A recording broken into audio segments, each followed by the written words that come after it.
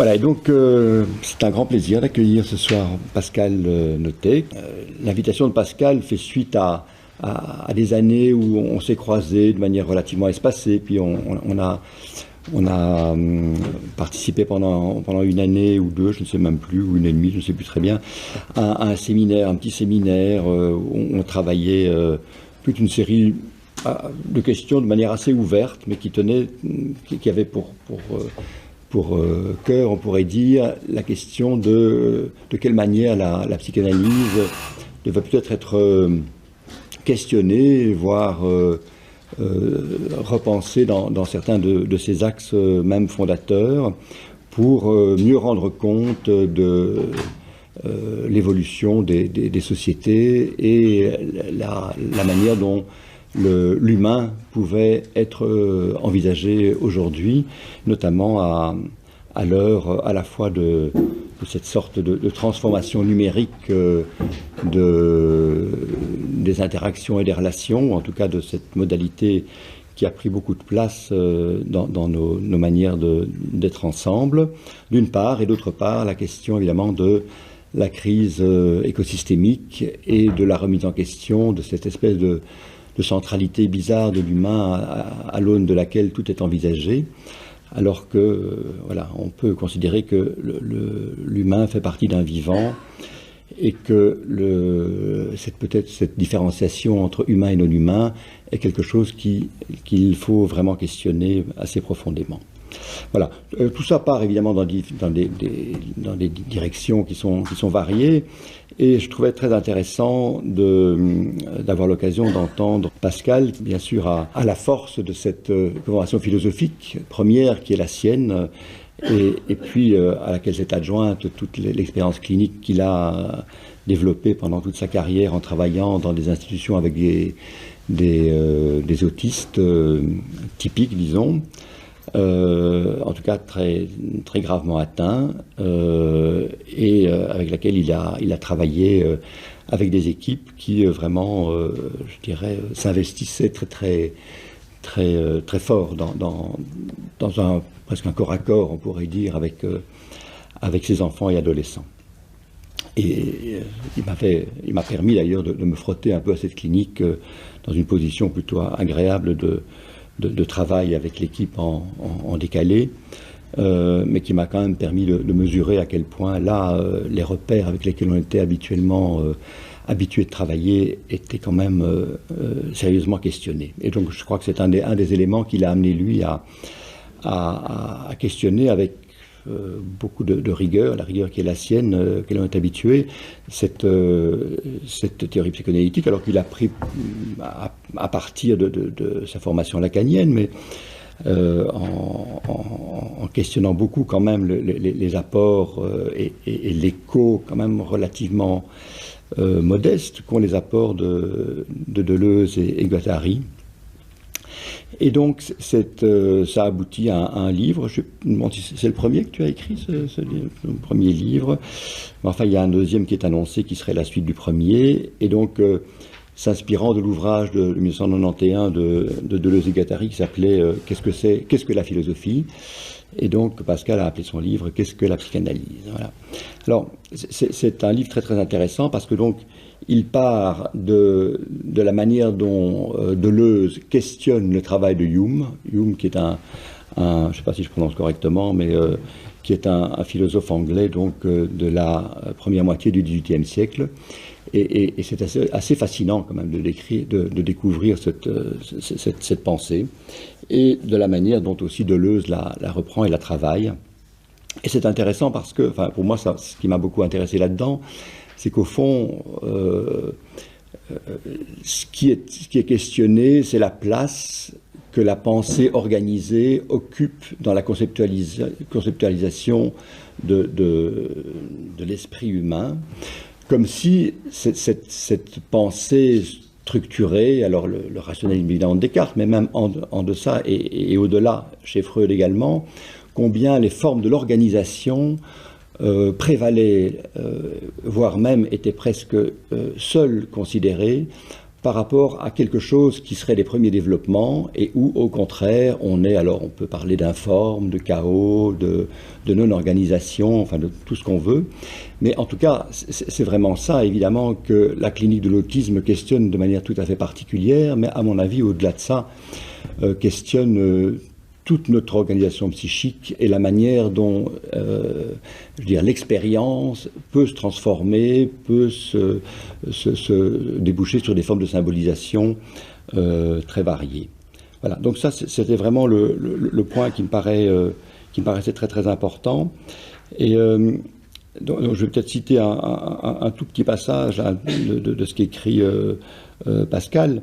La clinique et la thérapeutique de l'autisme infanto-juvénile provoque la psychanalyse.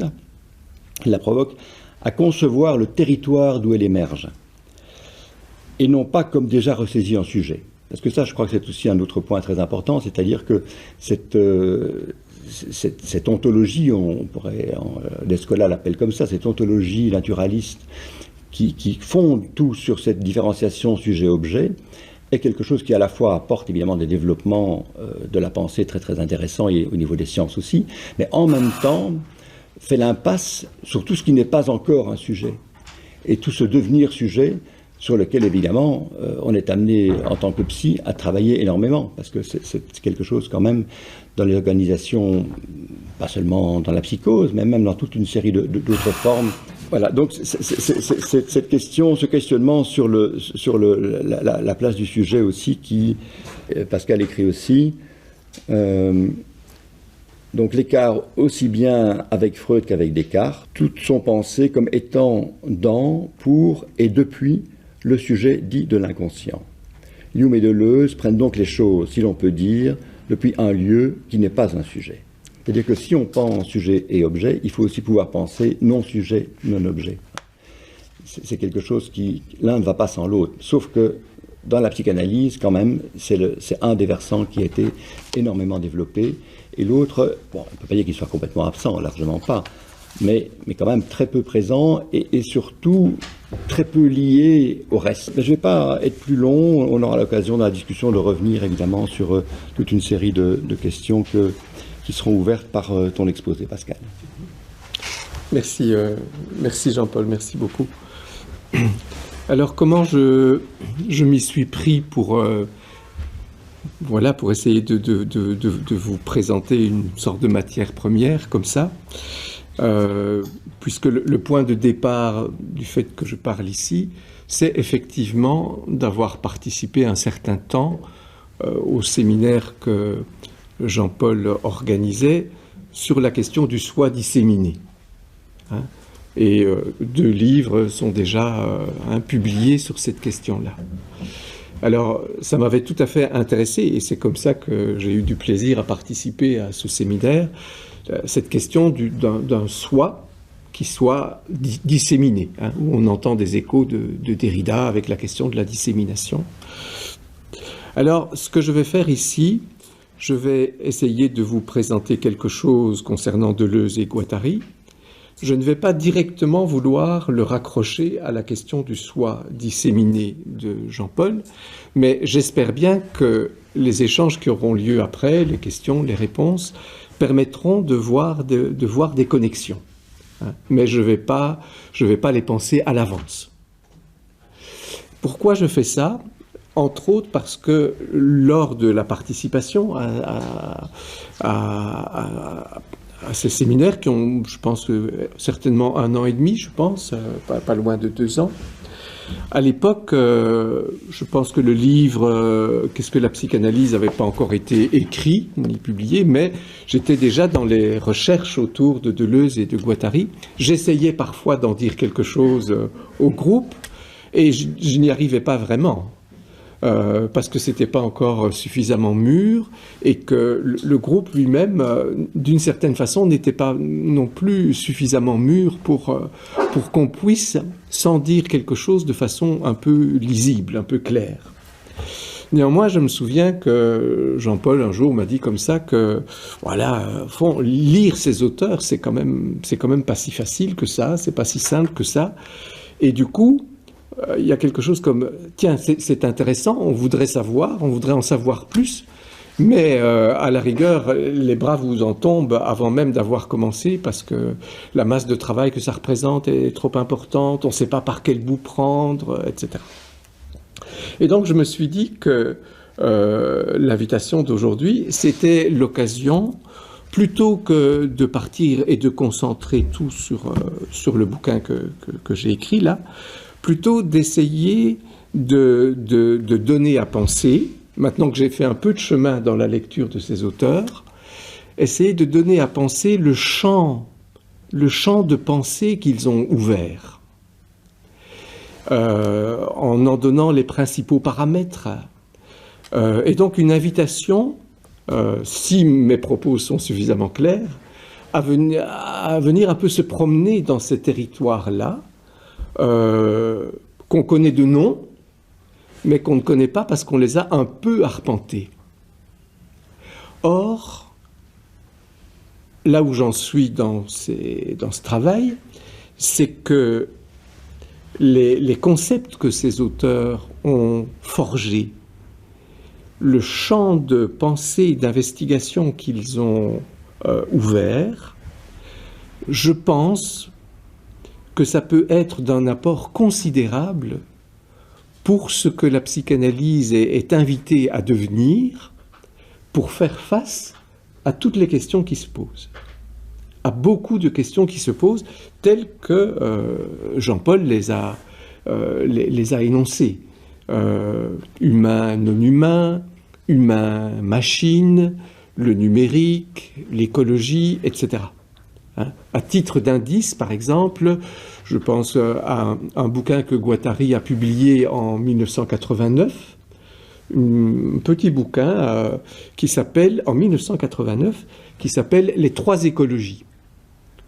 Les trois écologies, dans lequel son argument est le suivant. Il dit, voilà, il y a bien sûr l'écologie environnementale, mais il y a aussi l'écologie sociale, sociétale, et il y a l'écologie psychique, dont on va dire qu'elle concerne peut-être plus particulièrement le psychanalyste. Mais, dit-il, ces trois écologies n'ont de consistance que si elles sont articulées entre elles. Et donc, par exemple, le psychanalyste, ça ne suffirait pas qu'il se dise « Ok, moi je prends l'écologie psychique, et je ne m'occupe pas de l'écologie environnementale, je ne m'occupe pas de l'écologie sociale, je prends ma part et je fais mon boulot et c'est bien comme ça. » La position de Guattari est de dire « Ça ne donnera rien de consistant. C'est en nouant les trois écologies entre elles que chacune d'elles peut prendre de la consistance. » Comment est-ce qu'il pense ça? Et penser, c'est donner des outils. Un concept, en fait, c'est un outil pour se débrouiller dans une situation. Et voilà. Donc, mon propos, c'est d'essayer de présenter ce champ de travail dans l'idée qu'il concerne le devenir de la psychanalyse et notamment à l'occasion de questions comme celle du soi disséminé introduit par Jean-Paul. Et voilà, on verra bien au moment de la discussion s'il y a des points de rencontre qui se mettent en place ou pas. Alors, un livre dont je conseillerais très très volontiers la lecture parce qu'il est facile à lire, c'est un livre de François Doss qui s'intitule Gilles Deleuze, Félix Guattari, biographie croisée. Ça a été publié aux éditions de la Découverte en 2007. Et c'est vraiment un livre, voilà, c'est de l'histoire, c'est de la biographie. On traverse tout le XXe siècle depuis les figures de ces deux penseurs. Et voilà, c'est vraiment un livre dont je vous recommande la lecture et qui ne demande pas une technicité, notamment philosophique, trop pointue. Alors, Deleuze, pour situer, il est né en 1925 et il est mort en 1995.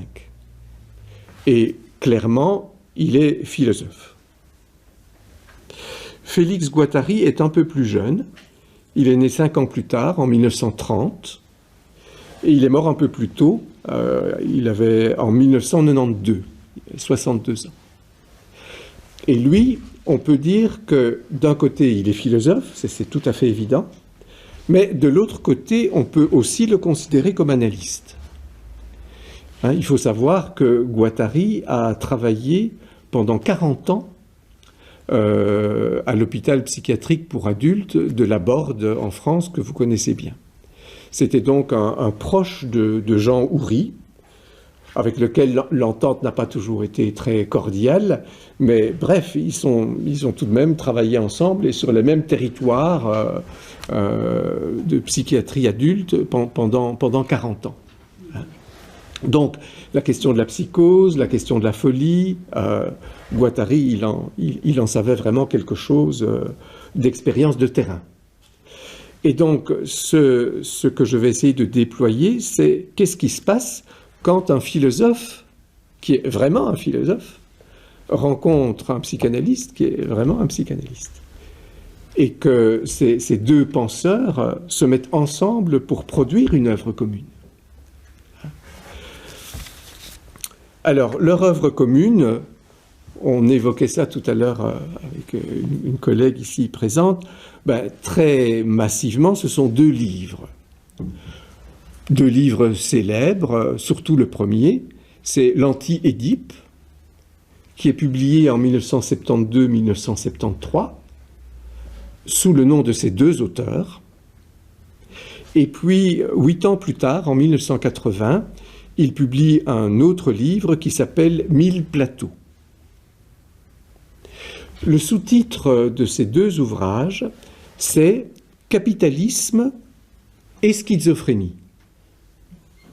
L'Anti-Édipe, Capitalisme et schizophrénie 1, 1000 plateaux, 8 ans plus tard, Capitalisme et schizophrénie 2. Alors là, on peut déjà crocheter un petit peu avec des questions qui ont été introduites par Jean-Paul et ses livres, c'est que Freud, quand il invente la psychanalyse, il ne s'occupe pas qu'il est en territoire capitaliste. Ça n'a pas d'incidence sur sa conception de la psychanalyse. Parce que les choses, à l'époque, fin 19e, début 20e, on peut considérer qu'il y a la question de la psyché d'un côté, et puis la question du capitalisme de l'autre, et on peut s'occuper de la psyché sans s'occuper de la question du capitalisme. Aujourd'hui, il est assez clair qu'on ne peut pas s'occuper de la question de la psyché sans voir les incidences sur cette question du train effréné de ce qu'est le capitalisme aujourd'hui. Ces deux auteurs, comme souvent les penseurs un peu géniaux, ils ont un peu d'avance et ils ont déjà anticipé, vu et articulé cette question dès les années 70, dès les années 80. Et donc, voilà, ça c'est pour situer. Alors je pense que quand ces deux livres sont sortis, dans l'après 68, avec un certain sens de la provocation, alors la provocation c'est toujours embêtant parce que ça attire l'attention mais ça fait rater l'objet la plupart du temps. Et donc c'est évident que ces deux livres, surtout le premier, l'Anti-Édipe, vous imaginez bien, dans des milieux freudo-lacaniens, je veux dire, ça ne peut pas passer inaperçu, et ça n'est pas passé inaperçu, et donc ça a fait pousser les hauts cris d'une certaine façon, soit de rejet, soit d'intérêt, mais je crois qu'on peut dire que ces livres-là, à l'époque, et dans les milieux qui nous concernent, n'ont pas été bien lus. Je pense que les publics qui pouvaient s'estimer intéressés par ces livres-là, que ce soit le public à l'époque, freudien, ou le début du public lacanien, je pense, n'avaient pas le recul nécessaire pour prendre la mesure de qu'est-ce qui était mis en jeu, quels étaient les déplacements de la pensée que ces auteurs introduisaient. Donc d'une certaine façon, ça a fait beaucoup de bruit, mais un bruit qui n'a pas vraiment permis de prendre la mesure de ce qui se jouait. Aujourd'hui, nous sommes quasiment, pas quasiment, 50 ans plus tard, par rapport à l'Anti-Édipe, je pense que on peut aujourd'hui commencer à avoir le recul qui permet vraiment d'entrer dans le travail de ces œuvres-là. Hein? Et je vais essayer de vous donner quelques petits outils qui permettraient d'entrer dans ce travail et qui donneraient le goût d'y entrer. Et alors, pour ce faire, j'ai quelques remarques qui vont s'échelonner comme ça. La première remarque, c'est celle que je viens de dire, à savoir que seulement peut-être maintenant, on est en mesure de voir comment ces ouvrages travaillent. Alors, une deuxième remarque qui me vient, et j'en ai une sorte de conviction, si vous voulez, c'est que l'œuvre philosophique de Deleuze, je pense, transforme assez radicalement l'exercice de la philosophie. Quand on essaie de prendre la mesure de qu'est-ce que Deleuze a mis en jeu dans son œuvre, je pense qu'il en résulte qu'on ne philosophe plus après lui comme avant. Et on peut voir encore aujourd'hui beaucoup de travaux philosophiques qui restent pris dans une conception assez classique de la philosophie. Et on voit par contre certains auteurs qui ont rencontré la pensée de Deleuze, et il me semble qu'on les voit soutenir l'exercice de la philosophie autrement. Et je vais essayer de donner ça à sentir un peu. Mais alors je pense qu'il en va de même du côté de la psychanalyse. Ça c'est un risque ou voilà une hypothèse que j'avance, c'est que, en tout cas pour moi, dans l'après-coup du travail dans lequel je me suis lancé, j'ai l'impression que l'exercice de la psychanalyse n'est plus tout à fait le même qu'avant. Que ce que cette œuvre bicéphale induit, c'est, à mon avis, une mise en jeu de l'exercice psychanalytique qui est impensable, selon moi, sans Freud, sans Lacan, et toutes les traditions que ces deux auteurs ont engagées. Mais je pense que l'exercice de la psychanalyse que ces deux auteurs induisent n'est plus simplement freudien et n'est plus non plus simplement lacanien. Et je crois que ça vaut vraiment la peine, c'est du boulot évidemment, mais je pense que ça vaut vraiment la peine d'essayer de prendre la mesure de ça et de voir comment l'exercice de la psychanalyse serait déplacé, décalé à partir de la prise en considération de ce que l'œuvre commune de Deleuze et de Guattari ont engagé. À mon sens, on est au seuil de ça. C'est en train de se faire. Ça commence seulement à pouvoir être pensé.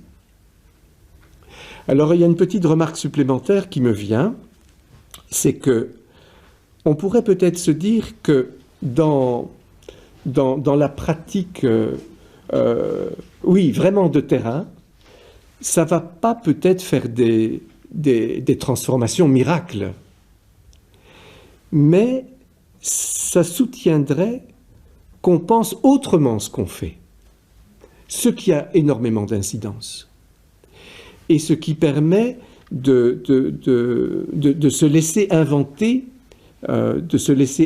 davantage en fonction de ce qu'on rencontre dans la clinique. Alors, que l'exercice de la philosophie soit plus tout à fait le même, que l'exercice de la psychanalyse ne soit plus tout à fait le même, eh bien je pense que ça vient se condenser dans un mot qu'ils ont risqué et qui n'a pas eu beaucoup de succès, on va dire, et qu'ils ont appelé schizoanalyse. Dans Mille plateaux, par exemple, ils ont conceptualisé Voilà, ce qu'ils ont appelé schizoanalyse, évidemment dans une tension, dans un décalage par rapport à ce qu'on appelle psychoanalyse.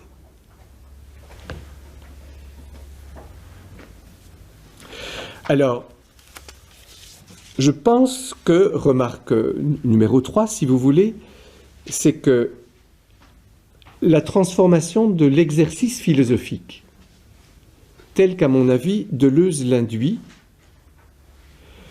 je pense que c'est à cause de la psychanalyse, que c'est la prise en compte par le philosophe Deleuze de cette nouvelle pratique qui s'appelle psychanalyse, que son propre exercice de la philosophie n'est plus le même.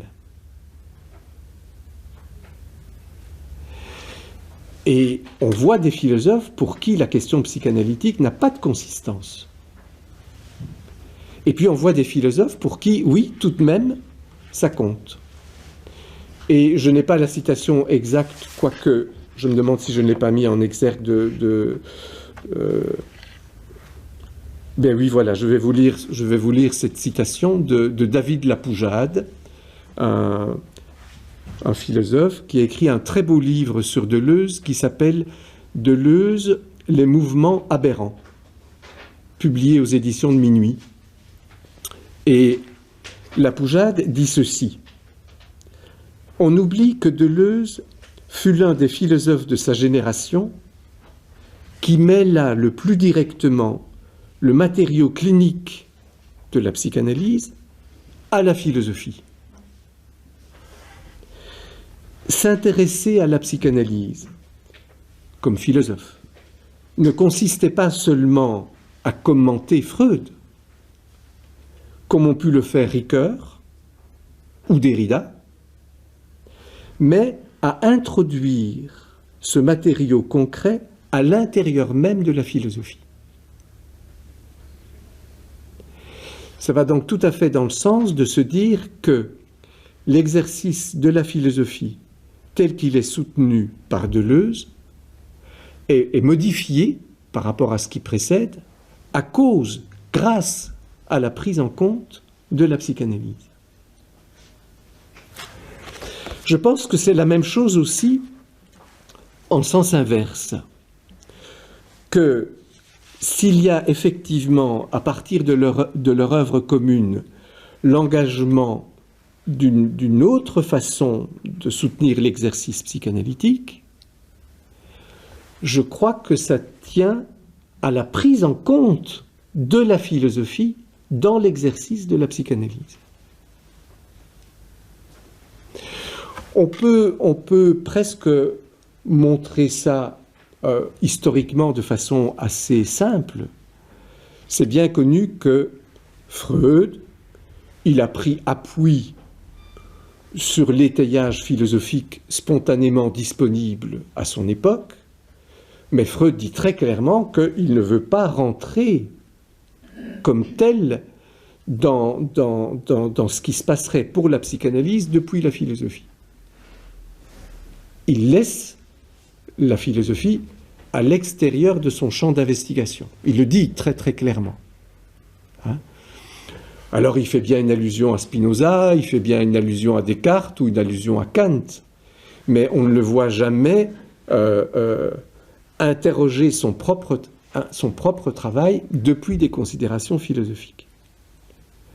Quant à Nietzsche, par exemple, il dit bien qu'il s'est arrangé pour le laisser là-bas, relativement loin, parce qu'il sentait qu'il était très proche, et que s'approcher de Nietzsche aurait presque menacé son propre travail.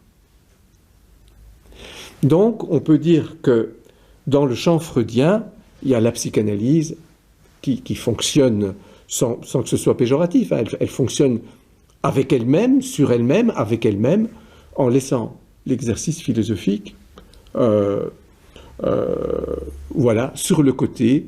On en prend ce que la culture en prend, mais on ne travaille pas l'exercice philosophique depuis la question psychanalytique. Quand on voit Lacan, il n'a pas du tout procédé comme ça. Au contraire, Lacan, il a pris quasiment tout le corpus philosophique à bras-le-corps, de façon assez frontale. Et quand vous traversez l'œuvre de Lacan, quels sont les grands philosophes qu'il n'a pas cités? Platon, Aristote, Descartes, Leibniz, Kant. L'exercice même, ou une des dimensions du travail de Lacan, a été de soutenir la confrontation entre l'exercice psychanalytique et la philosophie, dans l'idée d'ailleurs de supplanter l'exercice philosophique par l'exercice psychanalytique. Et c'est comme ça qu'à un moment donné, d'ailleurs, et c'est une notion qu'il a été cherchée du côté de Georges Bataille, je crois, il présente l'exercice psychanalytique comme de l'anti-philosophie. On ne peut soutenir l'exercice psychanalytique que en prenant en compte la philosophie pour la mettre dehors. Je pense toujours à l'adverbe anglais « without », avec, dehors. Et c'est ça que Lacan fait avec la philosophie. Donc il la connaît, mais pour contrepositionner la psychanalyse par rapport à la philosophie. Ce que je crois que Deleuze et Guattari ont fait est une troisième possibilité.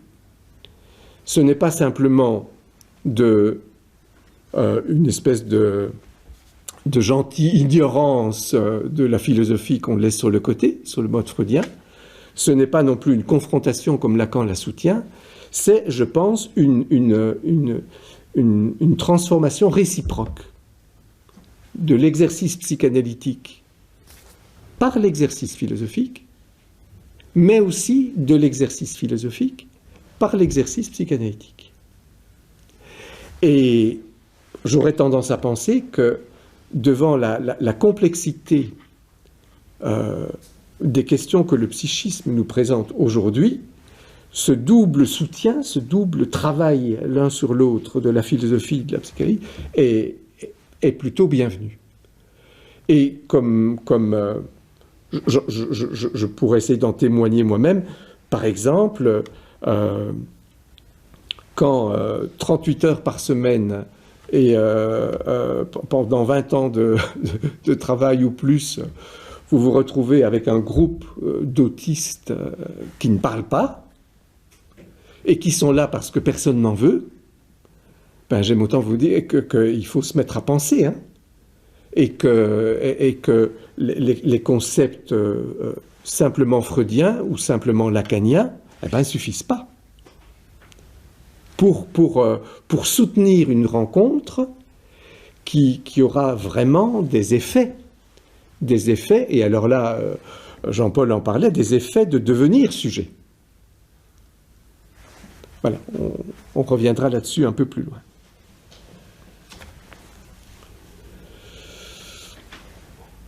Et encore une fois, ce qu'ils ont pris le risque d'appeler schizoanalyse, ça me semble se situer au confluent de ces deux transformations réciproques.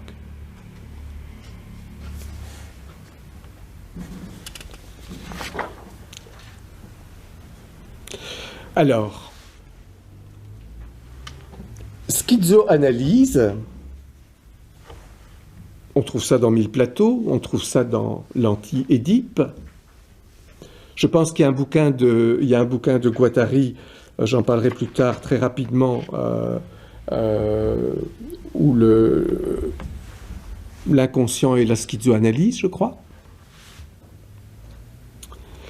Et par ailleurs, il y a les sous-titres de l'Anti-Édipe ou de Mille Plateaux, capitalisme et schizophrénie.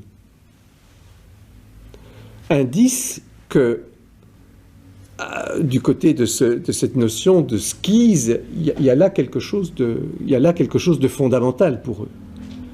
Que cette schise se présente à la faveur de la question de la schizophrénie, ou que cette schise apparaisse dans ce mot qu'ils inventent de schizoanalyse. Alors, ce qui me semble qu'on peut faire comme hypothèse, c'est que ils vont problématiser la question de cette skise là où Freud problématisait la question de la psyché. Et là où Lacan problématise la question du sujet. Non pas simplement psyché, non pas simplement sujet, mais skise. Skise telle qu'on peut la voir dans le concept de schizophrénie, ou tel qu'il le propose énigmatiquement dans ce qu'ils appellent schizoanalyse.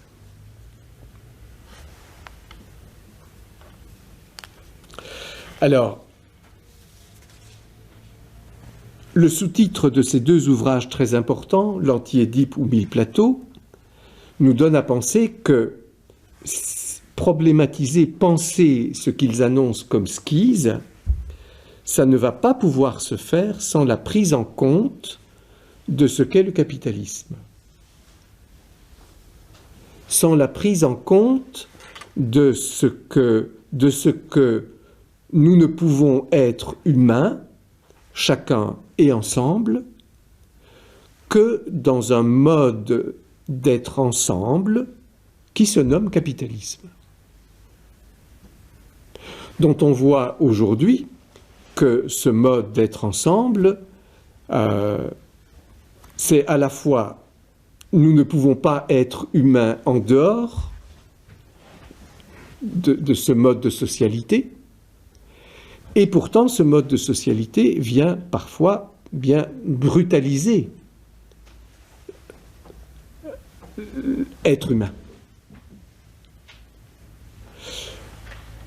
Et donc, on ne pourra pas soutenir la question de ce qu'ils appellent skise sans prendre en compte ce qui s'appelle aujourd'hui capitalisme.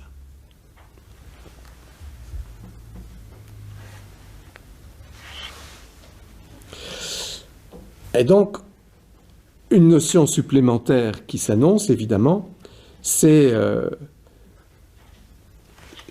la question de Marx qui arrive à cet endroit-là. C'est avec Marx que le capitalisme commence à être pensé en tant que tel.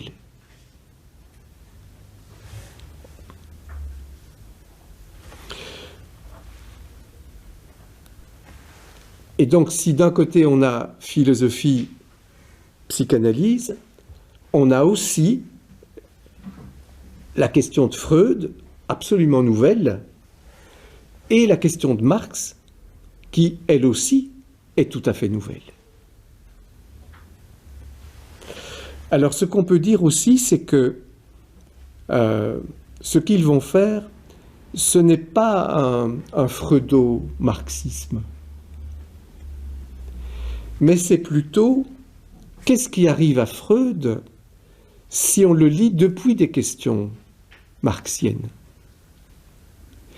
Et inversement, qu'est-ce qui arrive à Marx si on le lit depuis des questions freudiennes? On n'aura pas donc, comment je pourrais dire, un conglomérat avec Freud identique à lui-même et Marx identique à lui-même. On va plutôt avoir des effets de transformation de la question freudienne depuis des questions marxiennes. Et des transformations de la question marxienne depuis des questions freudiennes. Sur un mode de transformation réciproque, comme celui que j'ai annoncé entre philosophie et psychanalyse. Et si on fait un arrêt sur image à cet endroit-là, et si on se dit que c'est effectivement ça qu'ils ont soutenu dans leur travail conceptuel, on peut comprendre qu'on est un peu perdu. Parce que il transforme ce dont il s'occupe.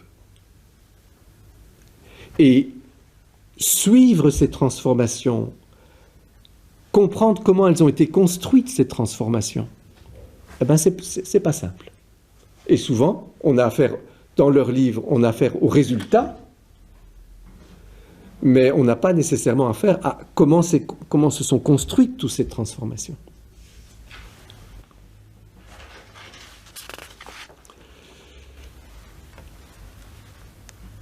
Alors, remarque suivante qui me vient, c'est évidemment, je pense, beaucoup va se concentrer sur cette notion de skise. Avançons un peu. Skizein, un mot de grec ancien. Qu'est-ce que ça veut dire, skizein? Ça veut dire fendre. On n'est pas tellement loin de la Spaltung freudienne. Fendre, séparer en fendant. Et alors, en allant voir dans le Bailly, le dictionnaire grec-français classique, c'est très très frappant de voir qu'il propose d'emblée deux compréhensions possibles de ce verbe-là, skizein. Premièrement, fendre avec une idée de violence, ou fendre, séparer, sans idée de violence. Alors, le mot qui est le plus parlant du côté de fendre avec de la violence, c'est déchirer. Par exemple, déchirer une peau.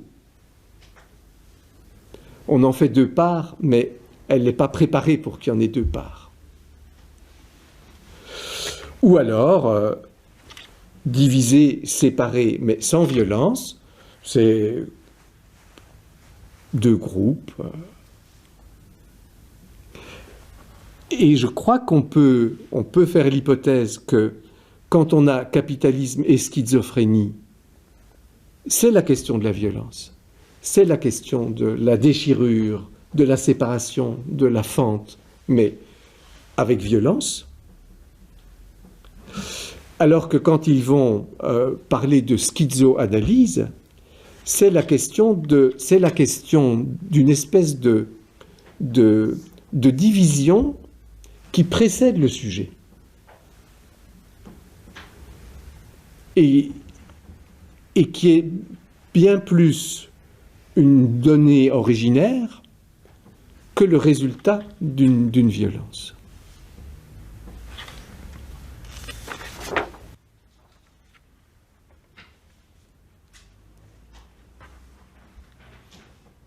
À partir de là, on pourrait commencer à se représenter que cette notion de skise, évidemment, on peut la connecter avec la question de la psychose, mais pas nécessairement. Cette notion de skise, d'une sorte de division qui précède le sujet, peut-être qu'elle est mise en jeu, qu'elle est jouée dans la psychose, avec violence, alors qu'en fait, il est peut-être possible de la penser et de s'y rapporter quand elle n'est pas nécessairement violente. Et là, je pense, David Lapoujade, par exemple, a recueilli toute une série d'entretiens, de textes de Deleuze entre 1975 et 1995, et il a appelé l'ensemble de ces textes-là « deux régimes de fous », où on peut, au moins par analogie, entendre ces deux modalités de skise, l'une avec de la violence, l'autre pas. C'est pour ça, par exemple, que dans la première réception de leur œuvre, il y a eu une espèce de vive la psychose, quoi. Vive la schizophrénie, vive les fous. Et Deleuze dit très clairement, non, il y a une telle souffrance là que ça n'est pas à promouvoir comme telle. Mais il y a peut-être une autre manière d'entendre la question de la skise.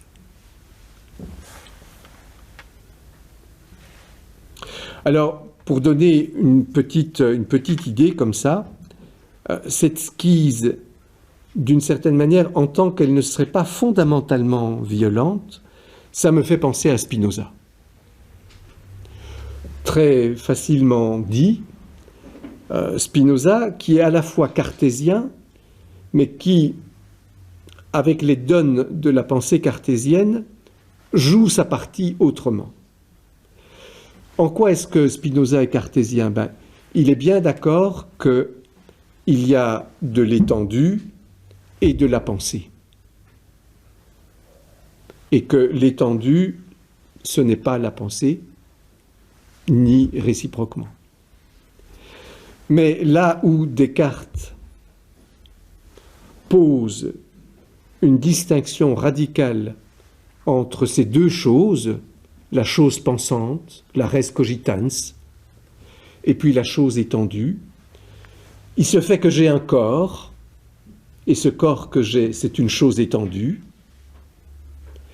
mais il se fait par ailleurs que je pense, que je sens, que je doute, et ça c'est une res cogitans. Et la proposition de Descartes, c'est de constater l'existence de ces deux choses, pensantes étendues, mais de les penser comme radicalement distinctes, et du coup il se pose la question, comment ça se passe de l'une à l'autre. La position de Spinoza, elle est différente. Il pose une seule substance, une seule matière première, si je peux dire. Mais il dit que cette seule matière première, elle s'effectue selon plusieurs modes, selon plusieurs attributs, dont essentiellement un attribut étendu et un attribut pensé. Et donc là, on a bien quelque chose qui est de l'ordre d'une skise, si vous voulez. Il y a bien l'attribut pensé, l'attribut corps, mais que tout ça, ces deux attributs sont les attributs d'une même substance, d'une même existence.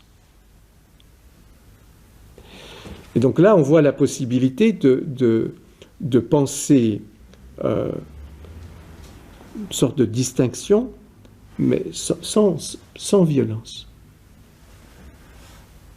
Alors que les sous-titres dans l'Anti-Édipe ou dans Mille plateaux, schizophrénie, capitalisme et schizophrénie, va plutôt envisager cette schise, mais en tant qu'elle est le lieu d'une violence. En lien d'ailleurs avec ce mode de socialité qu'est le capitalisme.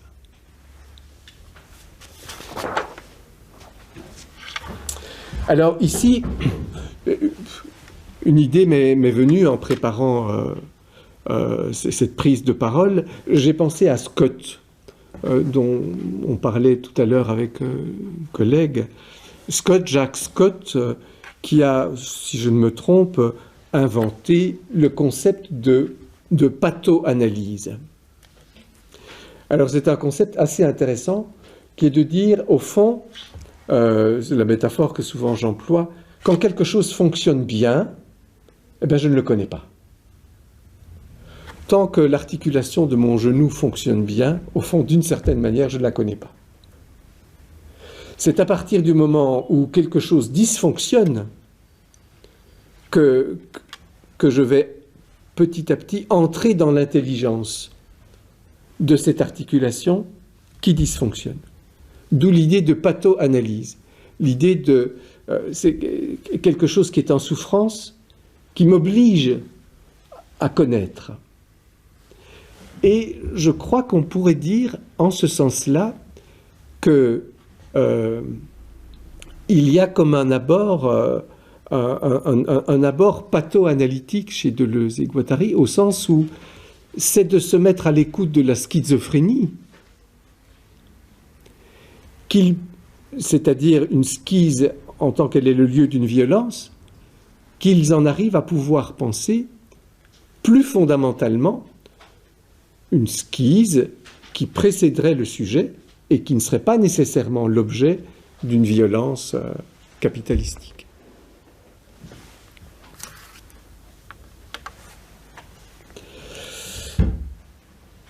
Et donc, la question de la psychose, évidemment, elle intéresse au plus haut chef Guattari. On ne travaille pas 40 ans à la Borde sans être éminemment intéressé par cette question, mais elle va aussi intéresser de près Deleuze. De telle sorte que, notamment dans leur œuvre commune, ils disent, notamment dans l'Anti-Édipe, le psychotique, disent-ils, en fait, il ne délire pas sur papa-maman. Quand vous écoutez leur délire, ils délirent bien plus sur l'histoire et sur le monde que sur papa-maman. D'où le titre d'ailleurs de l'Anti-Édipe. Ça ne veut pas dire que papa et maman ne sont pas là, mais s'ils sont là, c'est en tant qu'ils sont situés dans la question de l'histoire ou dans la question du monde. Et c'est ça qu'ils veulent pister. C'est ça que ça signifie l'Anti-Édipe. Et à ce titre-là, on pourrait peut-être se demander si l'Anti-Édipe ne prend pas plus particulièrement en compte la question de l'histoire. Qu'est-ce que c'est que le sujet? Qu'est-ce que c'est que la psyché? Qu'est-ce que c'est que la skise? Depuis la question de l'histoire humaine. Et Mille Plateau, la question du monde. Qu'est-ce que c'est que la psyché? Qu'est-ce que c'est que le sujet? Qu'est-ce que c'est que la skise? Mais depuis la question du monde. Alors la remarque suivante qui me vient, c'est Deleuze et les 3 questions freudiennes de la névrose, de la psychose et de la perversion. Puisque ce sont des concepts freudiens dont il dispose là, ils sont là devant lui. Est-ce que ça l'a mis au travail, ces concepts-là? Je pense qu'on peut répondre oui. Et que il s'est posé la question, lui, Deleuze, comme philosophe, quoi entre la philosophie et la névrose? Il s'est aussi posé la question, quoi entre la philosophie et la perversion? Et puis finalement, il en est arrivé à la question, quoi entre la philosophie et la psychose? Alors, je pense que la rencontre de ces 2 questions, philosophie et névrose, je pense on voit ça au travail, notamment dans sa thèse qui s'appelle « Différence et répétition » qui date de 1969. Il y a là des pages tout à fait explicites sur Freud, dans lequel comme philosophe, il interroge le texte freudien, et je pense qu'il l'interroge, au fond, depuis la question de la névrose. Puis ça ne lui suffit pas. C'est un grand investigateur, Deleuze. Et en un deuxième temps, poussé par la psychanalyse, poussé par les questions psychanalytiques, il s'interroge sur la question de la perversion. Quoi entre l'exercice de la philosophie et la perversion? Et là, le lieu de cette mise au travail, je crois qu'on peut le situer dans un ouvrage très proche qui s'appelle « Logique du sens », qui date aussi de 1969, où le grand interlocuteur de Deleuze, philosophe, c'est Lewis Carroll, avec tout le travail de perversion, de la logique, etc. Tout en apercevant qu'il y a un autre personnage dans Logique du sens qui est aussi très important, même si c'est Lewis Carroll qui est le premier interlocuteur, qui est Antonin Artaud, évidemment avec la question de la psychose. Et là, à un moment donné, Deleuze dit, je crois, si on me disait « je dois partir sur une île déserte », ce qui est d'ailleurs le titre d'un 2e recueil de textes que La Poujade a fait, l'île déserte, et si on me disait « avec quoi tu vas partir, avec Lewis Carroll ou avec Antonin Artaud », Deleuze dit « c'est avec Antonin Artaud que je pars ». La question de la psychose étant plus appelante, plus provocante au bon sens du terme. Et alors, cette question de la philosophie, de l'exercice philosophique et de la question de la psychose, David Lapoujade propose, et ça me paraît tout à fait convaincant, que c'est ça qui fait le nœud de la rencontre avec Guattari. Que, outre le génie, l'intelligence de Guattari, mais ce qui fait que quelque chose se noue entre ces deux penseurs, du point de vue de Deleuze, c'est que, par l'entremise de Guattari, si on peut dire, il rencontre la question de la psychose. Et du coup, sa question devient, mais qu'est-ce que c'est que philosopher quand on prend au sérieux que des humains peuvent être psychotiques? Est-ce qu'on va les exclure de l'exercice philosophique? Est-ce qu'on va exclure la psychose de l'exercice philosophique? Ou bien, ça devient quoi l'exercice de la philosophie quand on se dit que la possibilité de la psychose est effective? Et c'est ça qui donne le démarrage à l'anti-Édipe, à Mille Plateaux, et que cet élan, je pense qu'on va en apercevoir les effets jusque dans l'ouvrage tout à fait testamentaire de Deleuze, qu'il écrit 3 ans, je pense, 4 ans, pardon, avant son décès, et qui est son livre qu'il appelle « Qu'est-ce que la philosophie ?», qu'il publie en 1991, et il meurt par suicide d'ailleurs en 1995. Eh bien, cet effet sur l'exercice philosophique de la rencontre avec les questions psychanalytiques, pas seulement la névrose, pas seulement la perversion, mais jusqu'à la psychose, les effets de ça, on les sent. En tout cas, c'est ce que j'ai pu me montrer à moi-même. On les sent jusque dans ce texte testamentaire qu'est « Qu'est-ce que la philosophie ?» en 1991.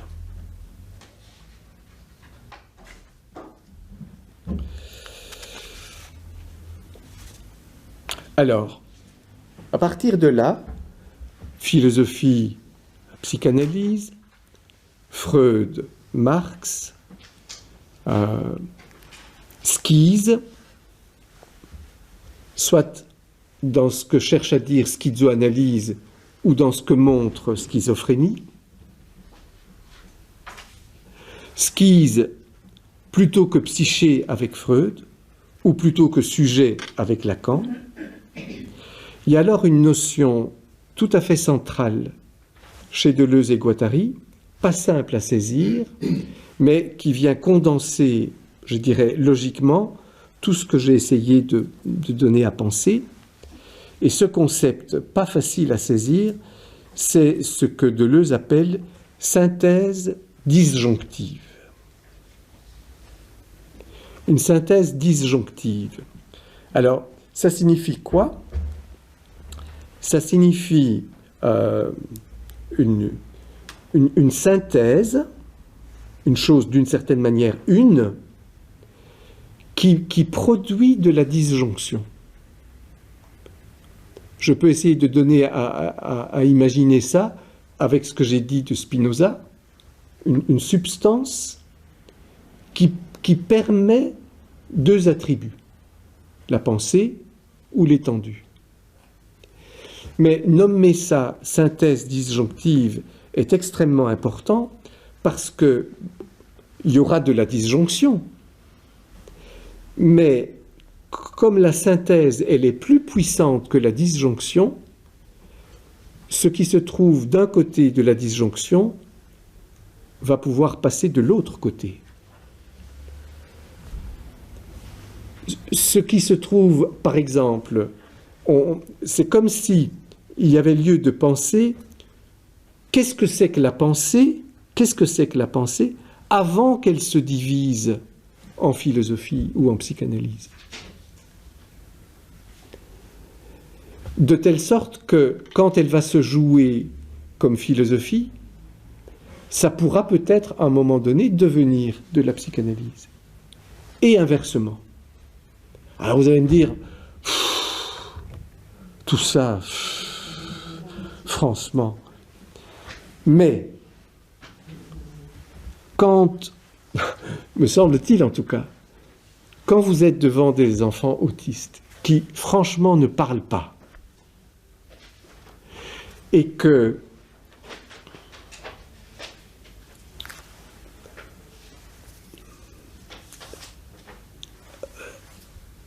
le premier vécu, c'est que rien n'a de prise sur la rencontre. Eh bien, on va aller chercher un morceau de concept, par exemple du côté de la psychanalyse, mais si on ne l'utilise que comme ça, on constate souvent que ça ne prend pas. Ça ne saisit rien. C'est un concept, mais qui ne saisit rien. Et que parfois, ce concept qu'on est allé chercher, par exemple du côté de la psychanalyse, il faut accepter qu'il soit relu philosophiquement pour qu'il y ait prise. Et inversement. Alors pour dire les choses encore, c'est que quand on a affaire, comme le disait Jean-Paul au début, à quelque chose qui est du pur chaos, parce que parfois dans la rencontre avec des enfants autistes, et particulièrement en groupe, c'est vraiment, ou de la psychose, c'est un chaos non saisissable. Et il faut y introduire de la pensée pour que ça devienne saisissable. Et cette synthèse disjonctive, le fait qu'il puisse y avoir des termes différents, mais qui, dans leur travail, peuvent passer de l'autre côté, c'est très utile.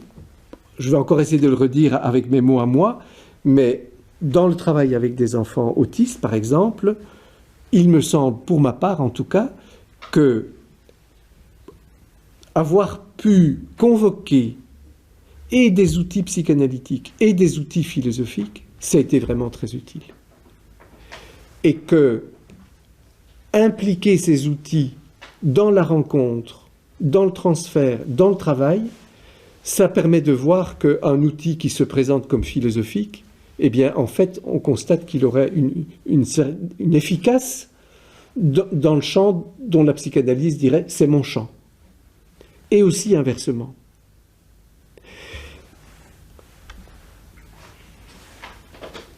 Et alors, ça, je suis... Bon, en tout cas, c'est une piste de travail qui m'occupe, c'est que les situations dans lesquelles se trouvent les personnes qui viennent vous adresser une demande, les situations sont souvent tellement compliquées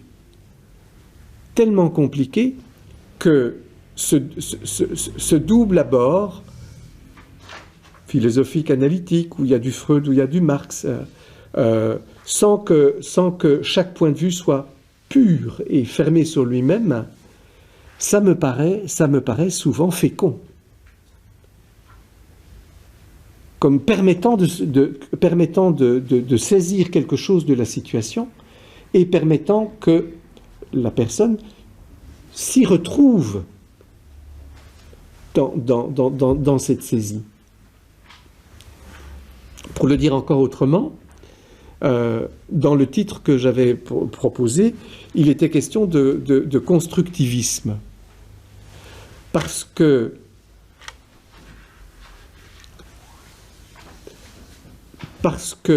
le sujet dont il est question, je vais venir un peu plus loin, il n'est ce qu'il est que s'il est construit. Il n'est pas donné là comme ça, mais qu'il est à construire. Il n'est que s'il est en train de se construire, avec l'analyste comme partenaire de cette construction.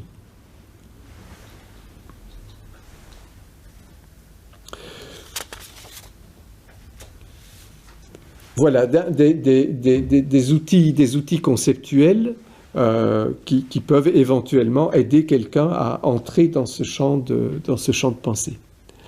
Alors, à partir de cette idée de synthèse disjonctive, j'introduis une autre notion qui est ce qu'on peut appeler, je crois, une logique de l'expression.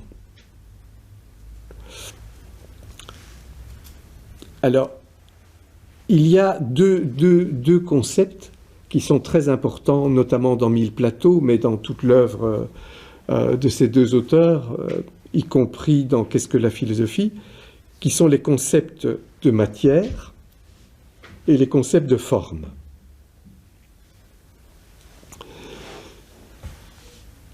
Dans l'idée qu'on a toujours affaire à quelque chose qui se donne en même temps comme matière et comme forme, comme pensée. On n'a pas de pensée sans qu'elle soit inscrite dans de la matière. Et on n'a pas de matière qui ne soit déjà informée, qui ne soit déjà le lieu d'une pensée. Et alors, cette logique de l'expression, ça suppose qu'on aura toujours de l'expression et du contenu, et que cette expression, elle va pouvoir se penser, s'articuler à la fois comme matière et comme forme. Et que le contenu lui-même va pouvoir se penser comme matière et comme forme. Avec, depuis cette synthèse disjonctive, des possibilités de passage d'un terme à l'autre.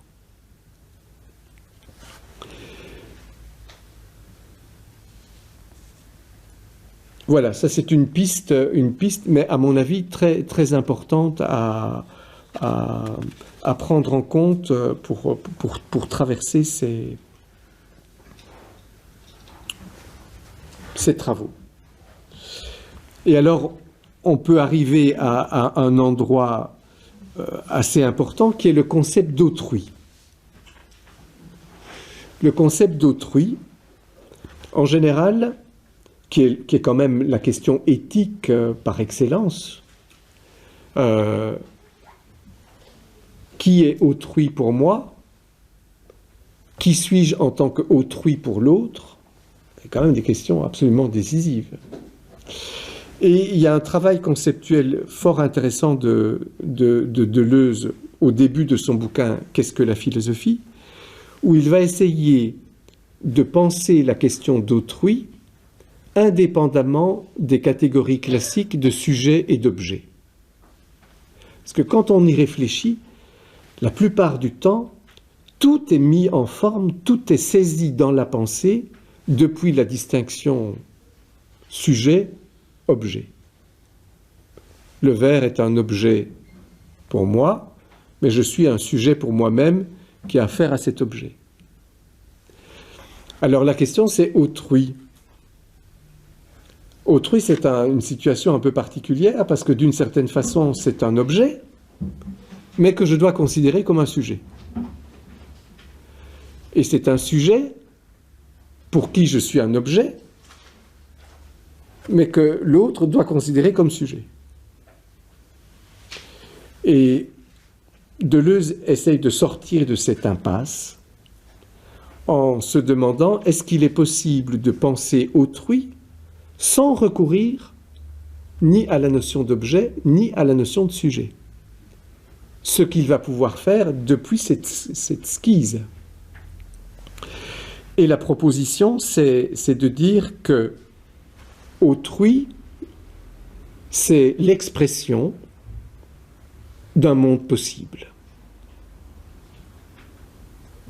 Il prend comme exemple l'exemple suivant, je suis... Voilà, ici, et d'une certaine façon, tout est calme, tout est à sa place, et puis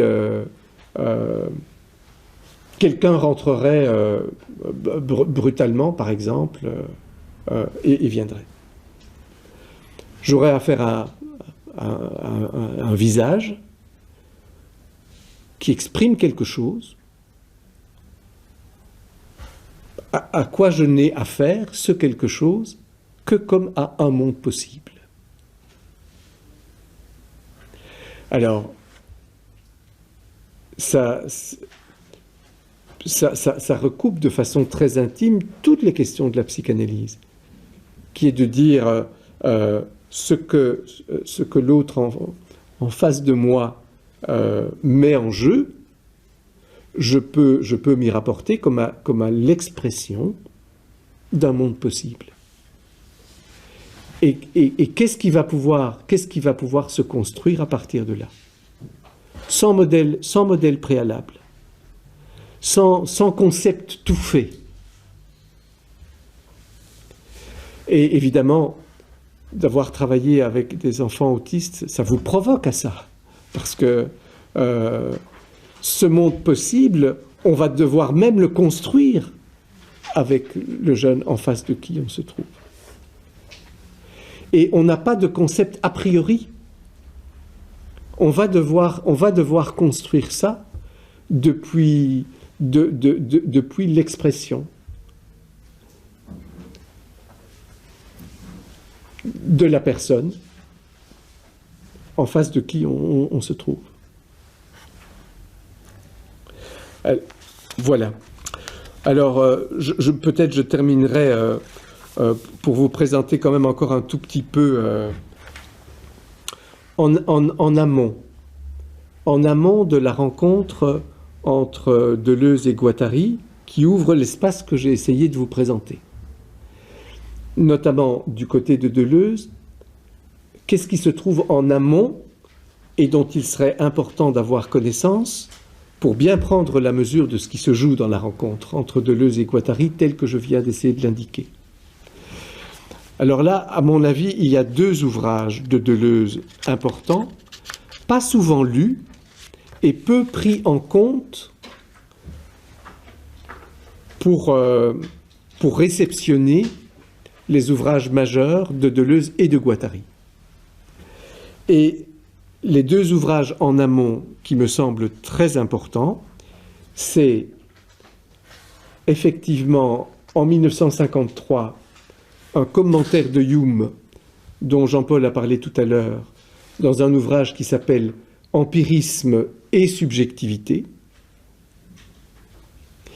Et lié à ça, 10 ans plus tard, en 1963, un ouvrage de Deleuze qui s'appelle « La philosophie critique de Kant ».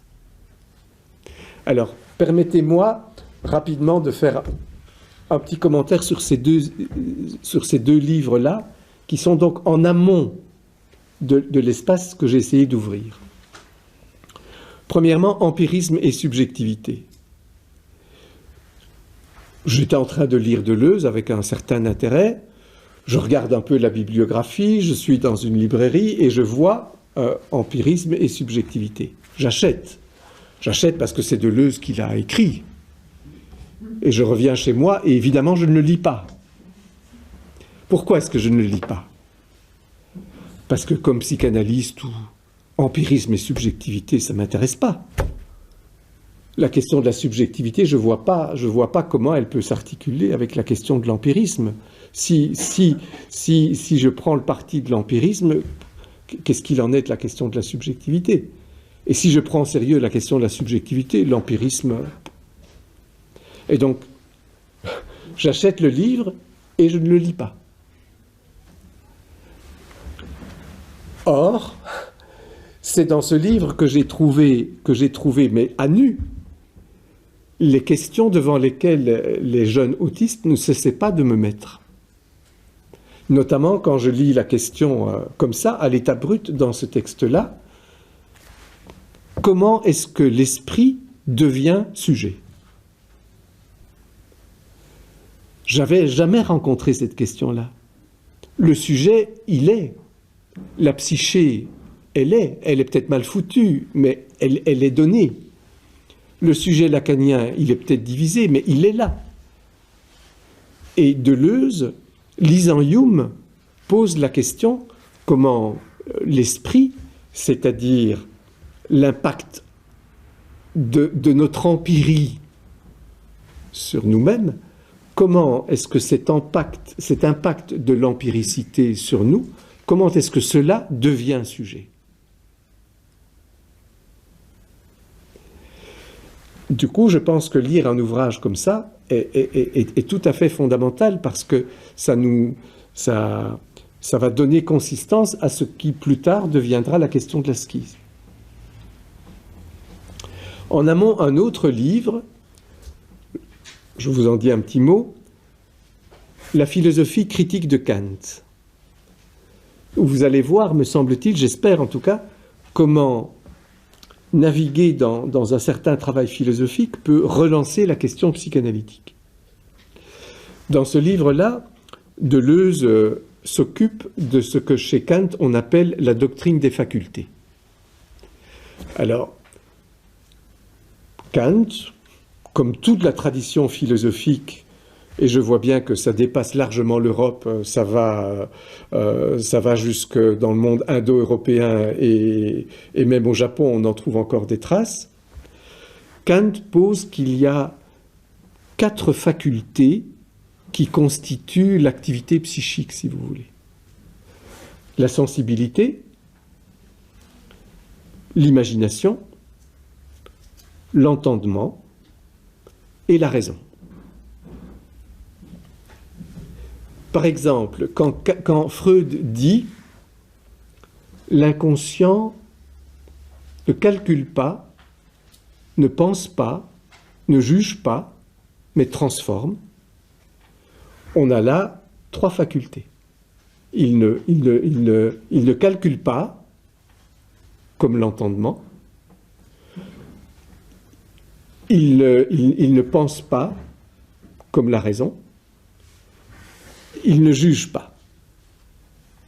Où on retrouve d'ailleurs les 3 facultés, les 3 critiques de Kant, critique de la raison théorique, critique de la raison pratique, et critique de la faculté de juger.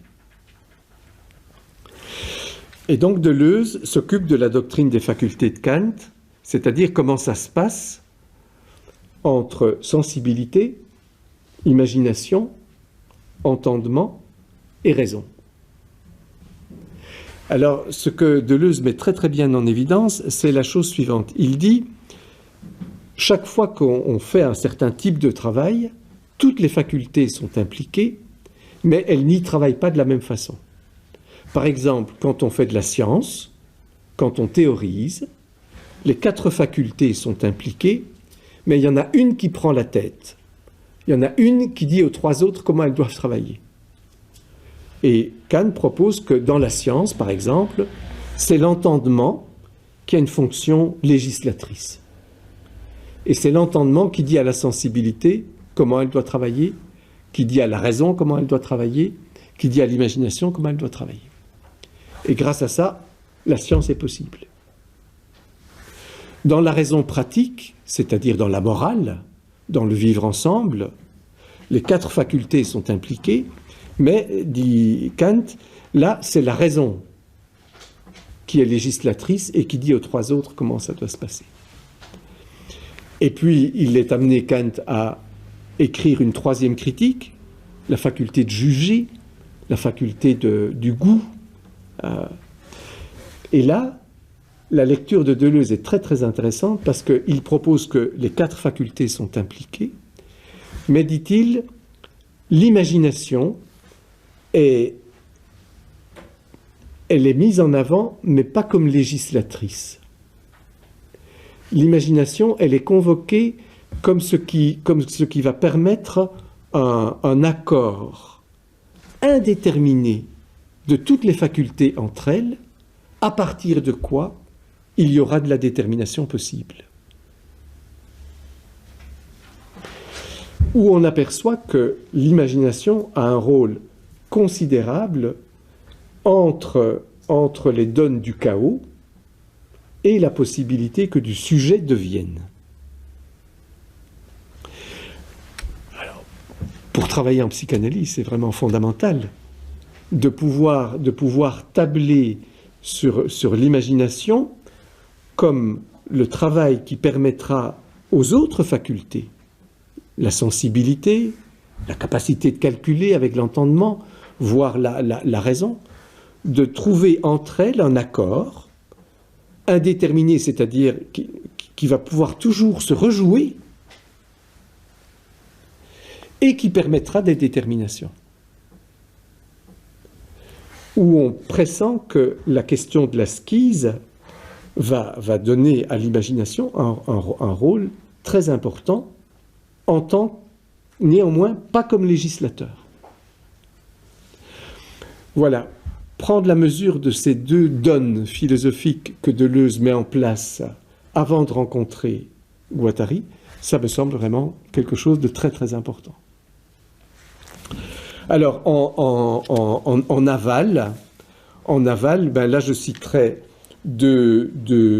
un ouvrage de Deleuze dont j'ai déjà beaucoup parlé et un ouvrage de Guattari dont je n'ai pas encore parlé. L'ouvrage de Deleuze, c'est « Qu'est-ce que la philosophie ?» qui est d'ailleurs signé Gilles Deleuze et Félix Guattari, même si c'est en fait Deleuze qui l'a écrit seul, mais il n'aurait pas pu écrire ce qu'il a écrit là sans tout le travail commun avec Guattari.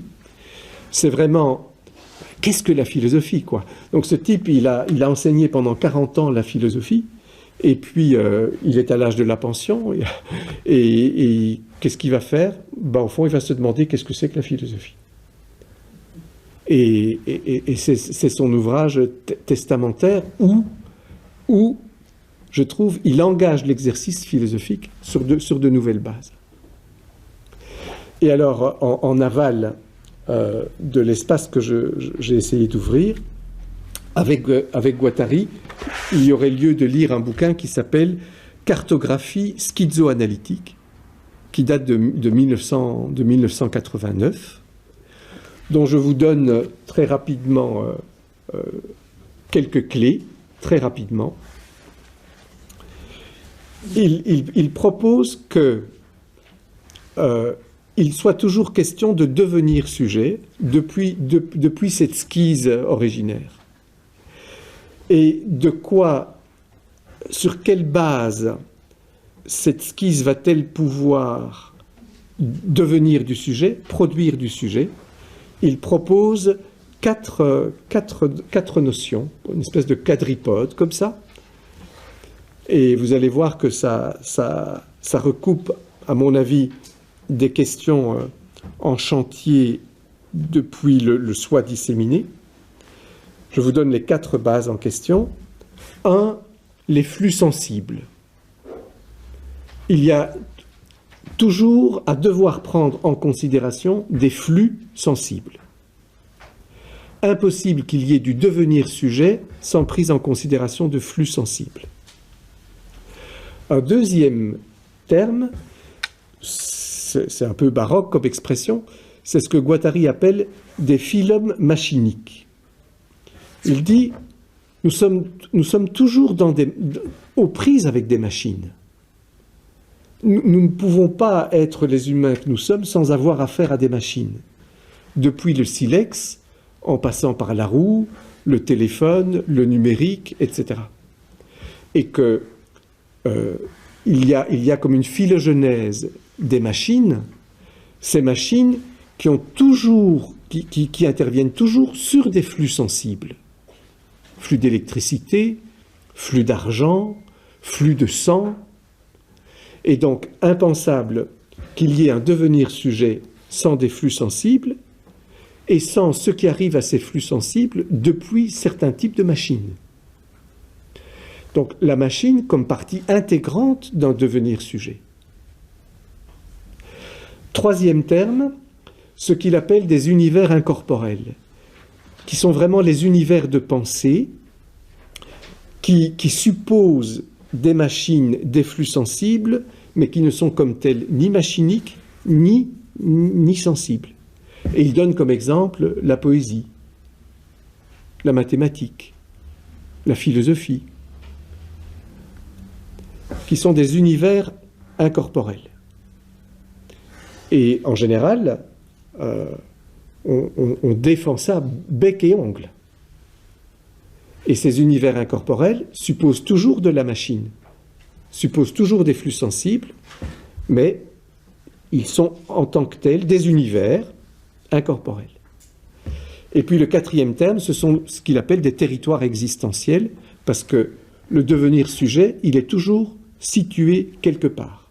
Il est toujours géographiquement situé dans un territoire existentiel. Et alors toute la question, c'est, me semble-t-il, oui, de soutenir, depuis la skise, de soutenir les devenirs sujets possibles qui vont impliquer flux sensible, phylum machinique, territoire incorporel, territoire existentiel, univers incorporel. Et que il n'y a pas de sujet, mais il y a des devenirs sujets.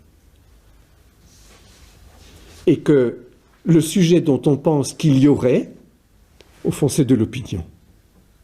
C'est de l'opinion.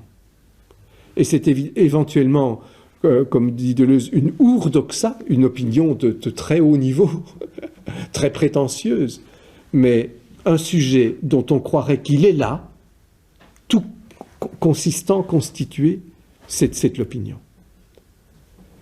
C'est de l'opinion qui essaye de bloquer la skise originaire, qui essaye de la figer, de la forclore.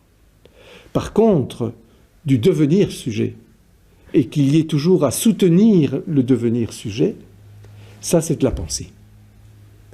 Et c'est de la pensée où et l'exercice philosophique et l'exercice psychanalytique se soutiennent l'un l'autre. Voilà.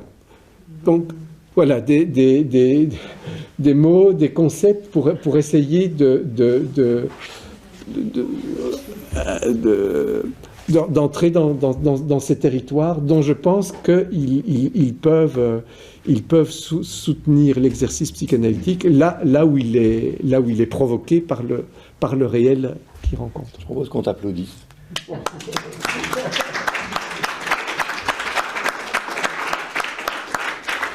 Parce que, voilà, je trouve que tu nous as fait un cours exceptionnel. Voilà, ramasser en une heure tout ce parcours, c'est assez fantastique, sans que personne s'endorme. J'ai regardé un peu les gens, et personne s'est endormi.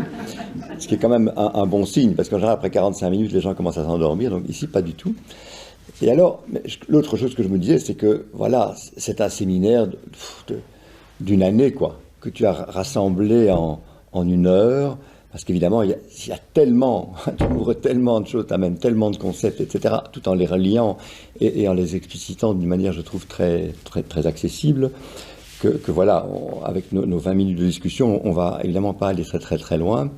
Mais bon, comme tu l'as dit, c'est une introduction, c'est une entrée, enfin, ce sont des entrées, et de cela, voilà, je crois qu'on doit te remercier énormément. Alors, bon, peut-être, est-ce qu'il y a déjà... Moi j'ai toute une série de questions dans la tête et en partie sur papier, mais je voudrais peut-être d'abord, avant de me lancer, que vous voir un petit peu quelles seraient les questions ou les points sur lesquels vous aimeriez peut-être l'un ou l'autre intervenir ou commenter ou demander un éclaircissement. Voilà. Oui. Peut-être vous rappeler votre nom si vous voulez bien. Jean-Jacques Juliette.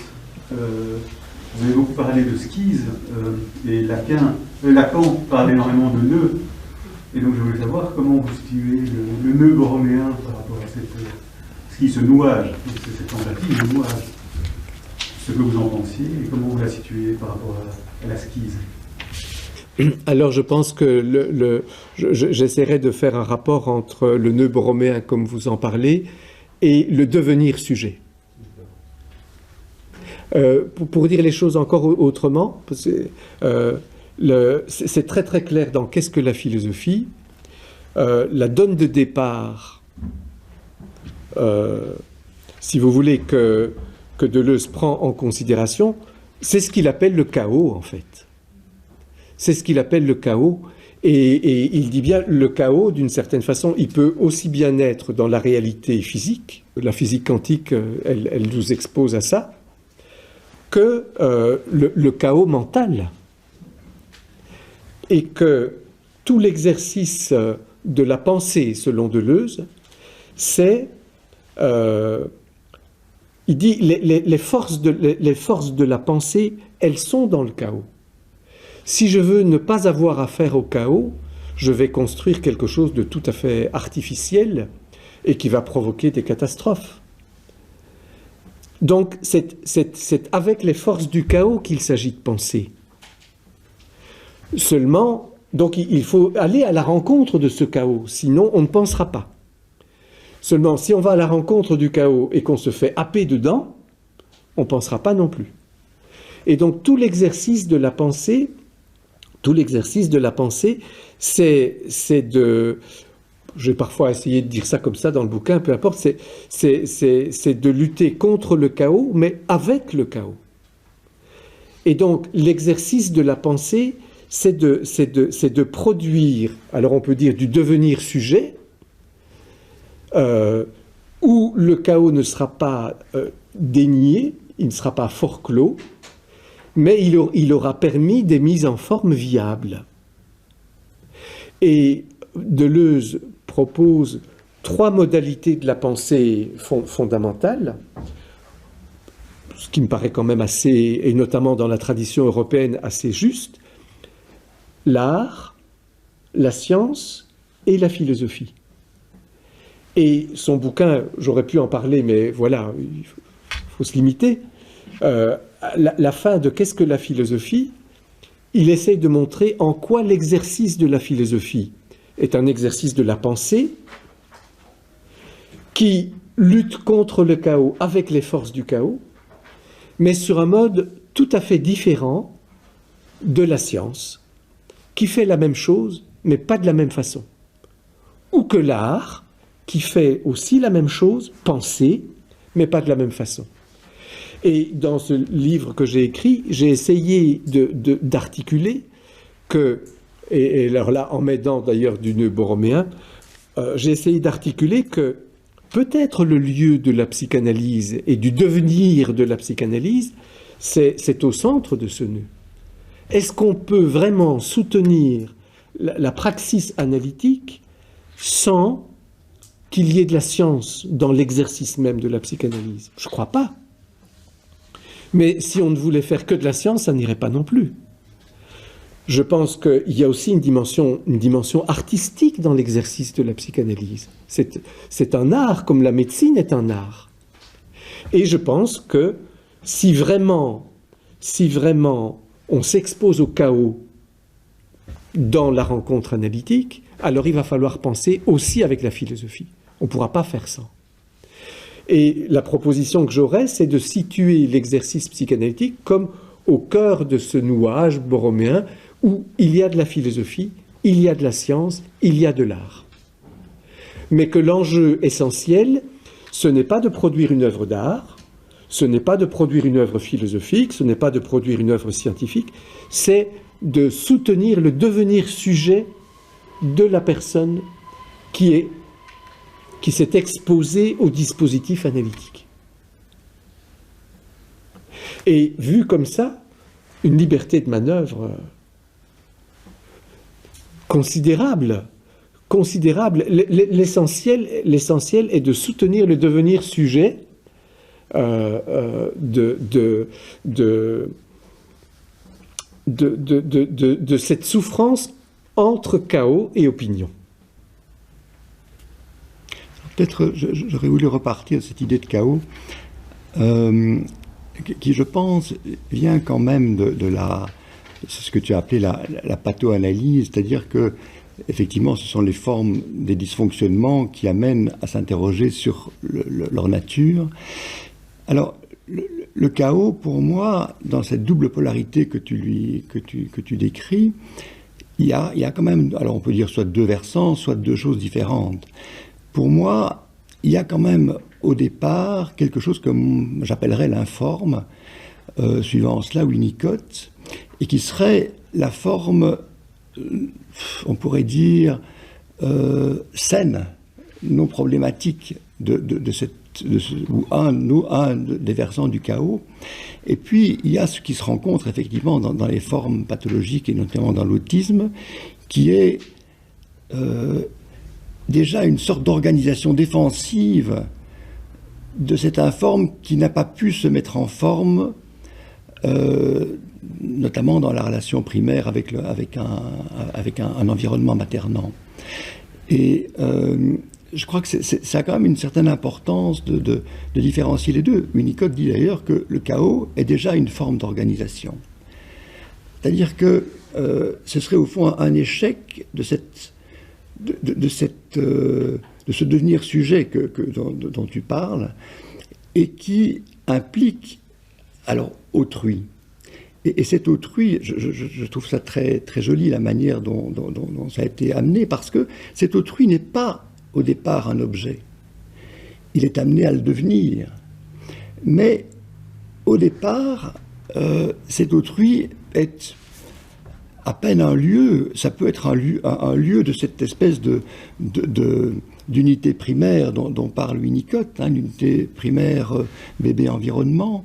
Donc quelque part dans ce soi qui est encore non localisé dans un corps et que c'est cette rencontre avec cet autrui qui est déjà, enfin, qui ne peut pas être différencié, mais qui est quand même déjà donc il est à la fois dedans, dehors, enfin, parce qu'il n'y a pas encore de dedans, dehors, mais il est quelque part d'un peu différent. Donc c'est intéressant de laisser cette espèce de formulation bizarre et vague et contradictoire pour indiquer qu'il y a déjà quelque chose, mais qui n'a pas encore pris cette forme. Voilà. Et que cette rencontre-là, elle est ce point de départ. Alors, donc ça, c'est tout cet axe du devenir sujet dont tu as donné, je trouve, des éléments très très importants. Je vais peut-être quand même reprendre quelque chose que j'ai trouvé très très joli, parce que donc, au départ, il y a ces éléments perceptifs, ce champ sensoriel, ces expériences sensorielles, qui sont une sorte de bouillonnement, de matériaux bruts. Roussillon reprend toujours la matière première psychique, ce terme de Freud, et voilà. Et donc quelque chose, dans toute une série de choses vont se transformer. Dans l'autisme, c'est clair qu'il y a là déjà quelque chose qui pose problème. Mais en reprenant Hume, les travaux de Hume, enfin la théorie de Hume, tu décris bien comment, enfin, avec les concepts de Deleuze, justement, l'association d'idées va construire quelque chose qui va devenir l'entendement. Et que dans ce mouvement-là, tu dis, alors Deleuze parle de plans d'immanence, différents plans d'immanence qui sont en fait des concepts qui se mettent ensemble petit à petit. Alors, dit comme ça paraît très très abstrait, on ne voit pas très bien de quoi il s'agit. Puis toi, tu dis, très concrètement, le plan d'immanence dont il est question, donc ce rassemblement d'idées perceptives, d'idées qui viennent de sensations, ce sera d'abord qu'il puisse y avoir rencontre entre l'enfant et les soignants. Mais pour que cette rencontre soit possible et devienne possible, il faudra lui trouver les concepts pertinents. On se dit, oulala, les concepts pertinents. Avec un tel, ce sera simplement rester assis quelques minutes à ses côtés. Un concept. Rester quelques minutes assis à ses côtés. C'est un concept. Voilà. Je trouve que, avec tel autre, lui frapper dans les mains mais sans la regarder. Avec tel autre, encore, faire comme s'il n'était pas là. De tels concepts, c'est le plan immanent de la rencontre qui assure entre eux leur raccordement, pendant qu'ils assurent eux-mêmes le peuplement du plan de la rencontre. C'est ainsi qu'après avoir fait comme si tel jeune n'était pas là, alors, nouveau concept, nous pouvons lui dire bonjour sans provoquer de crise. Le raccordement des concepts assurés par le plan pourra dès lors se faire avec des connexions toujours croissantes. Enfin, je trouve que ça montre très bien que ce qui pourrait paraître complètement abstrait, dans ta clinique, tu l'utilises d'une manière qui est très parlante et qui montre comment, enfin, où il faut se situer, parce que tu dis très bien dans ton livre que toutes ces manières de penser le devenir sujet, il faut que le thérapeute, le clinicien, se mette dans cette position de ce devenir-là, à ce niveau-là du devenir, et qu'alors quelque chose peut émerger. Voilà. Et ça, je trouve ça vraiment, enfin, voilà. C'est là où ce que tu dis, la philosophie, voilà, vient vraiment travailler et être travaillé par la clinique. Et je trouve que des exemples comme ceux-là, ils sont vraiment extrêmement parlants. Et peut-être juste encore un deuxième point sur lequel je voulais insister, c'est que, et qui rejoint l'article que Nadine, tu m'as envoyé d'un auteur qui s'appelle Florent Gabaron-Garcia. J'imagine que non, tu ne connais pas du tout. Enfin voilà. Et donc qui insiste beaucoup sur la question du politique. C'est-à-dire qu'il écrit, par exemple, « L'enjeu est de concevoir l'inconscient non comme une scène structurale qui se répète avec les mêmes acteurs oedipiens, mais comme une machine de production non isolée du reste de la réalité. Ce n'est pas que l'Oedipe n'existe pas, mais il faut plutôt cerner avec quoi il est branché. » Il dit encore « L'inconscient n'est pas hors de l'histoire, hors des productions matérielles du social qui le font, sans pour autant l'y réduire. Il n'y a pas d'invariants structuraux de l'inconscient. » C'est-à-dire que ce que tu as dit, c'est le point de départ au fond de ton exposé, hein, cette idée que voilà, la psychanalyse ne naît pas dans n'importe quel contexte, elle naît dans un capitalisme qui n'est pas encore véritablement pensé comme tel par toute une série de gens, dont Freud, et que maintenant, voilà, toute une série d'éléments nous obligent à prendre en compte l'impact majeur de ça, et que dès lors, la psychanalyse d'aujourd'hui ne peut plus être la psychanalyse d'avant. Alors, une série d'auteurs, enfin, dans nos registres habituels à nous, Winnicott, Bion, nous aident à penser cette transformation fondamentale. Mais je trouve que Deleuze et Guattari, dans la proposition que tu nous en fais, sont vraiment des auteurs qui, effectivement, et Deleuze en particulier, amènent quelque chose qui sont des portes, hein, comme tu l'as dit. C'est juste un tout petit mot, parce que quand vous disiez tout à l'heure, effectivement, moi d'abord vous dire que j'ai connu Deleuze et Guattari avant-hier. Et les hasards de la vie font que je suis dans un autre séminaire qui s'appelle le Psychanalyse dans la Cité, et donc qui est beaucoup plus branché du côté du politique. Oui. Et quand vous disiez, il y a une psychanalyse avant, il y a une philosophie avant, une philosophie après, il y a une psychanalyse avant et après, Deleuze et Guattari, moi ce qui me venait, c'est, j'y connais rien, j'ai lu cet article que j'ai envoyé tout de suite à Jean-Paul, mais au niveau du rapport aux politiques, ou dans ce que je n'ai compris, c'est que Guattari peut aussi donner des outils. Enfin, l'association qui m'est venue, c'est une phrase d'Aristote, qui dit « le poisson ne connaît pas l'eau ». Et je pensais à la patho-analyse de Scott. Moi j'ai suivi des séminaires de Scott à Louvain quand j'étais jeune, et où effectivement peut-être quelque chose qui change, mais je pense qu'il commence seulement à changer, c'est que Freud n'a pas pensé un seul instant. Vous dites aussi, vous, c'est la même chose que je vous disais, il n'y a pas de pensée qui soit inscrite qui ne soit pas inscrite dans une matière. Eh bien, la pensée de Freud, il n'avait pas conscience qu'il était dans cette eau-là. Hein?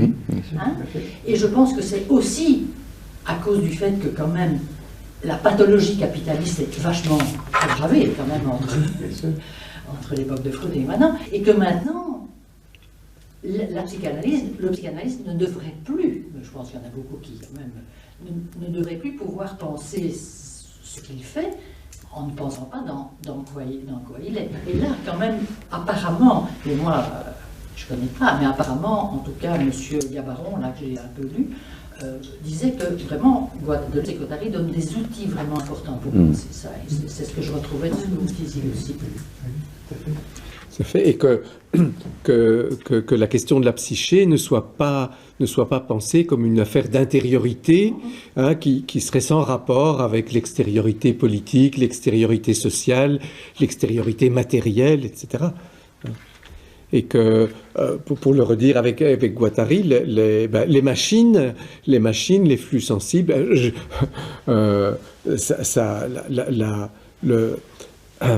devenir sujet, rester sujet, doit tenir compte de ça. Un petit outil conceptuel en plus que j'ai d'une certaine façon découvert en préparant ces notes-ci.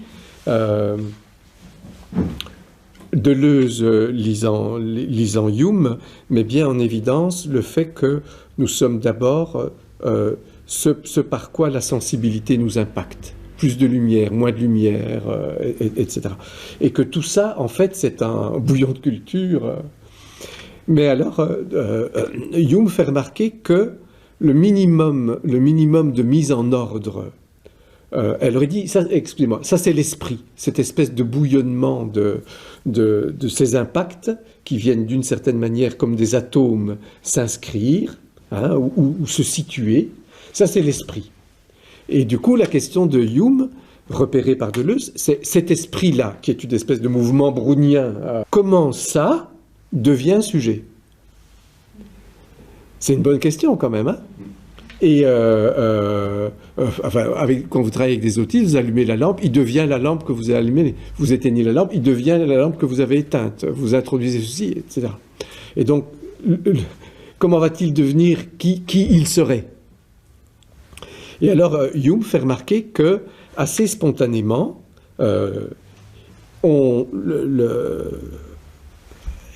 l'humain vient mettre un minimum d'ordre dans tout ça grâce à des principes d'association. Contiguïté, ressemblance, causalité. Deux idées, deux sensations sont proches l'une de l'autre, par contiguïté. Je vais les penser ensemble. Ou bien une ressemble à l'autre. Je vais les penser depuis leur ressemblance. Ou bien je constate que ça se répète et donc je me dis, ah ben tiens, ça c'est la cause de ça. Alors, Hume fait remarquer que cette ressemblance ou cette contiguïté ou cette causalité, jamais vous ne la trouverez. Elle n'est nulle part, c'est une production de l'humain, semble-t-il. Alors ce que je crois avoir découvert, en relisant Deleuze, etc., c'est que la plupart du temps, nos opinions, elles sont construites comme ça. Nos opinions, on opine parce que, sans même s'en rendre compte, on a laissé ce principe d'association faire son boulot. Contiguïté, ressemblance, causalité. Et on se crée un petit monde, une illusion de moi, comme ça, qui fonctionne. Alors là où les psychotiques sont intéressants pour le philosophe, c'est que le psychotique, il n'est pas d'accord avec cette opinion. Cette opinion, elle le terrorise, elle est conne, donc et du coup, Deleuze est là à « oui, mais alors, l'opinion, c'est pas la pensée ». Puisqu'il y a des sujets qui viennent nous montrer que cette opinion, c'est-à-dire ce travail de contiguïté, de ressemblance, de causalité, ne prend pas. Et c'est là la provocation. Et alors, du coup, si le psychotique vient me dire que mon opinion, ce n'est que de l'opinion, c'est pas de la pensée, ça va devenir quoi penser? Ce sera quoi? Et alors, c'est tout le travail, et où je trouve que comme psychanalyste, on est vraiment invité à soit le patient a fait voler en éclats tout ce qu'on pourrait soutenir d'opinion en face de lui, combien de fois on vient avec une espèce de bon sens pour essayer de rafistoler les choses, et hop, ça tient pas la route, ou bien alors on a de la névrose bien serrée, et on essaye de dynamiter les opinions parce qu'elles sont mortifères. Et donc, c'est bien le travail de la pensée au sens que Deleuze nous invite à prendre en considération. Et alors, du coup, tu as la skise, l'esprit avec ses mouvements browniens, tu as les principes d'association qui viennent un peu figer ça, qui produisent de l'opinion sujet, qui produisent du sujet, mais figé, comme urdoxa, comme opinion de haut niveau. Et Deleuze dit, oui, mais avec ça c'est pas pensée. Ça, c'est folklore des puissances de vie, etc.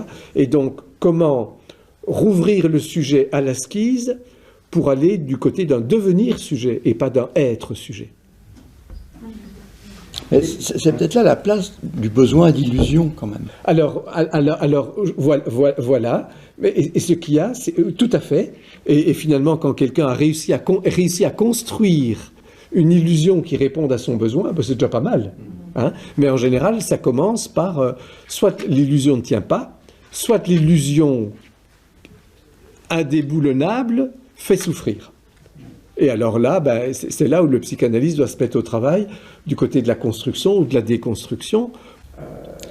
Mais ce que dit Roussillon, et qui est intéressant, et dans son dernier livre en particulier, L'art psychanalyste, c'est que pour que l'illusion puisse se constituer, il faut pouvoir rencontrer un autrui qui supporte d'être un non-objet, c'est-à-dire de ne pas être de se départir de son côté objet. Tout à fait. Voilà.